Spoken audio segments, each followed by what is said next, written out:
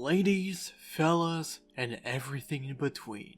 It is with joy, mostly from having my expectations fulfilled, that I announce that Call of Duty has now reached its lowest player count ever, according to the Steam charts, and is on its way to go under 50k. There is already a whole lot to unpack here since the last time I've covered Call of Duty, and I waited on purpose by delaying myself just so I could see if anything relevant was still in development. And so far, there's already a lot of things to talk about in this video. So, where do I even start? Oh, right.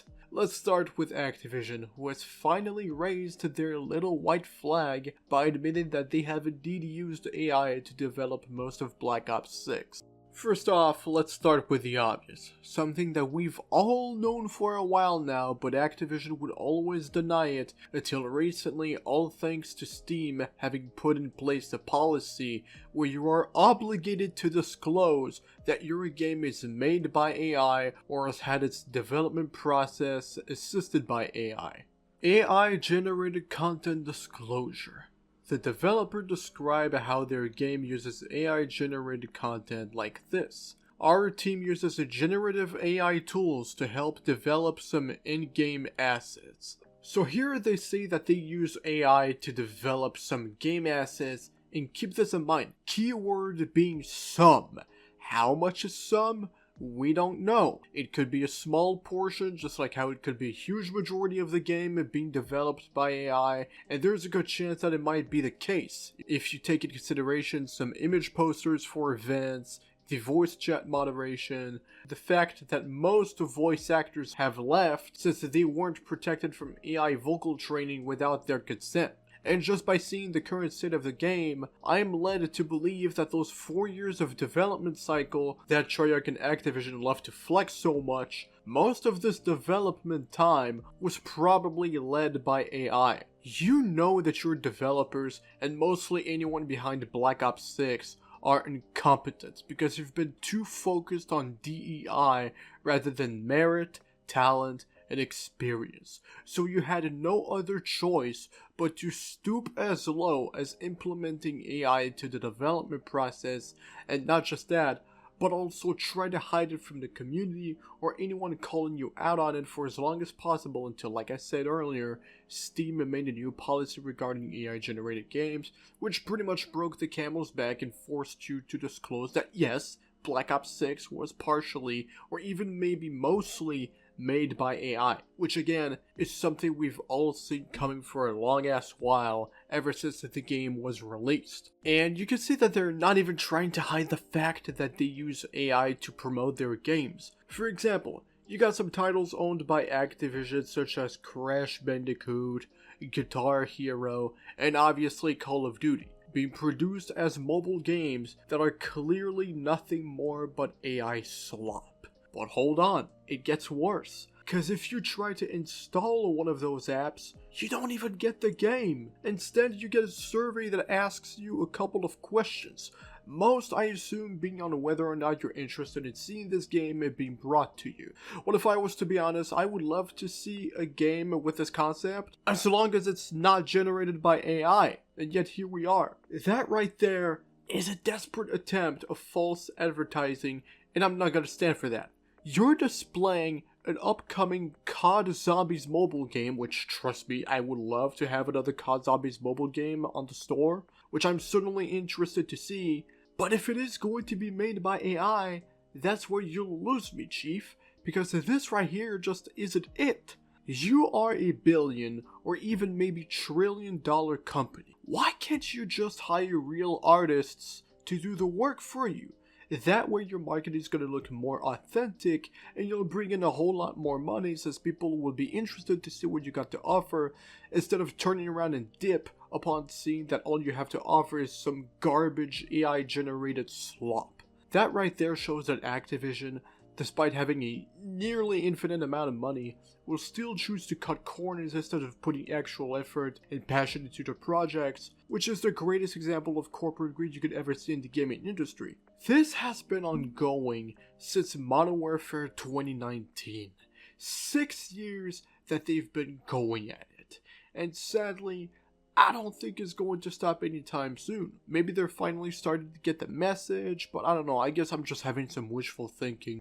And in case you wanted a nice ounce of irony as a side dish, we got the official COD Twitter page posting about how COD is for everyone.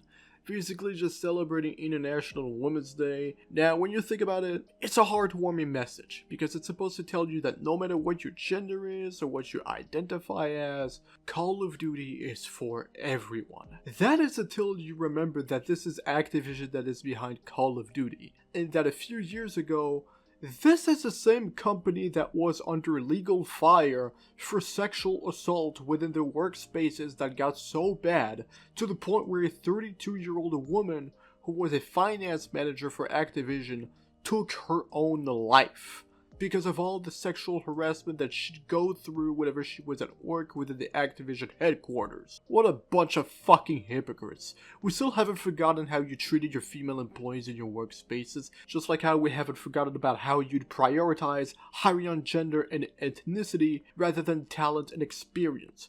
Speaking of hiring, Activision has recently posted a job listing for a senior director for the anti-cheat team that is behind the anti-cheat system within Call of Duty, or as I like to call it, Ricochet. Like always, keep your expectations low, because again, this is Activision we're talking about.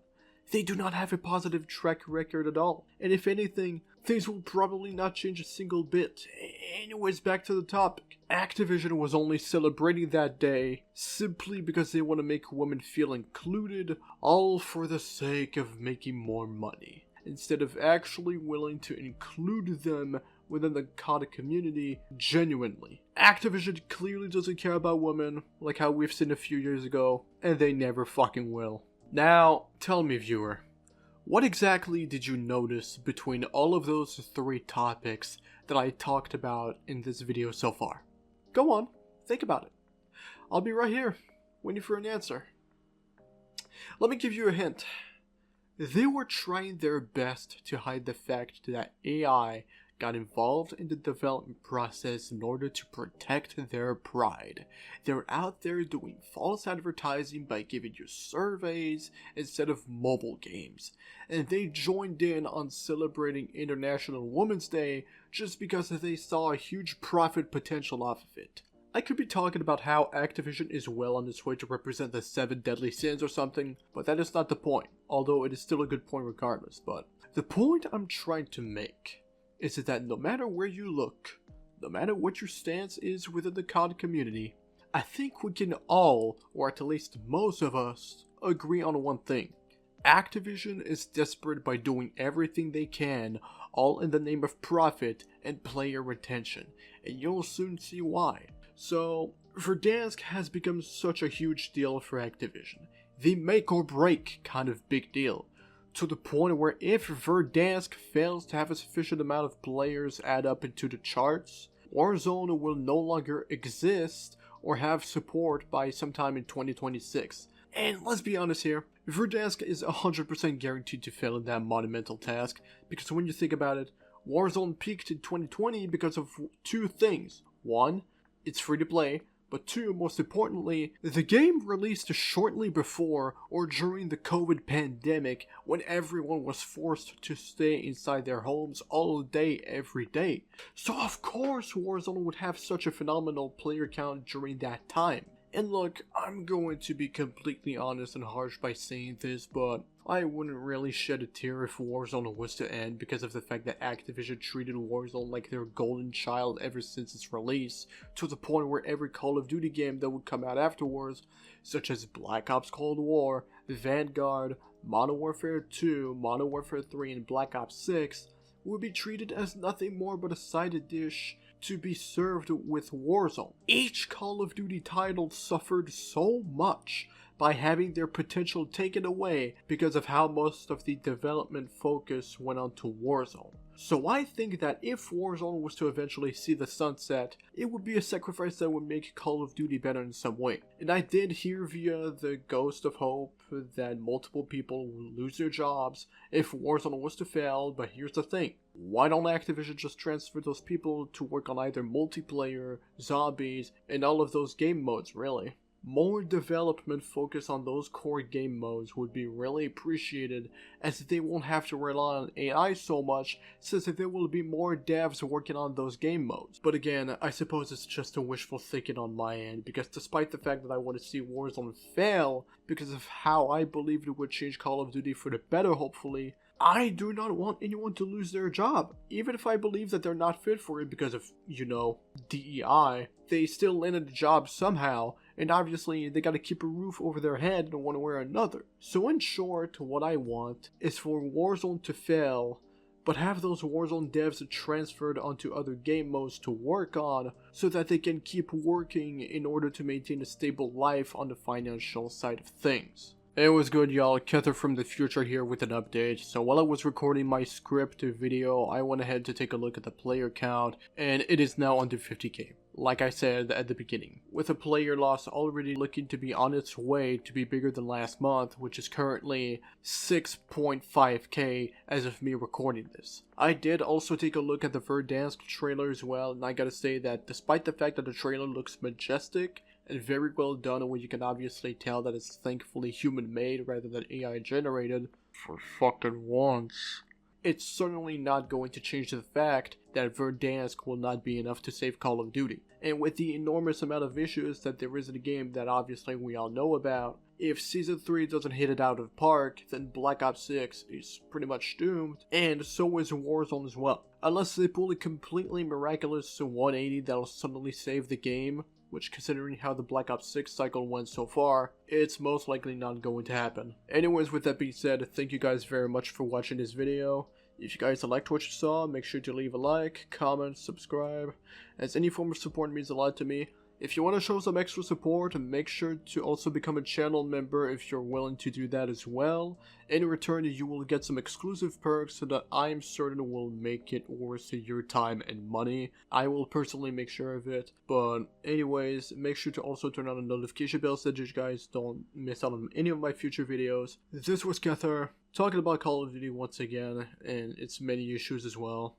I'll catch you all on the next one. Have a good one. Peace.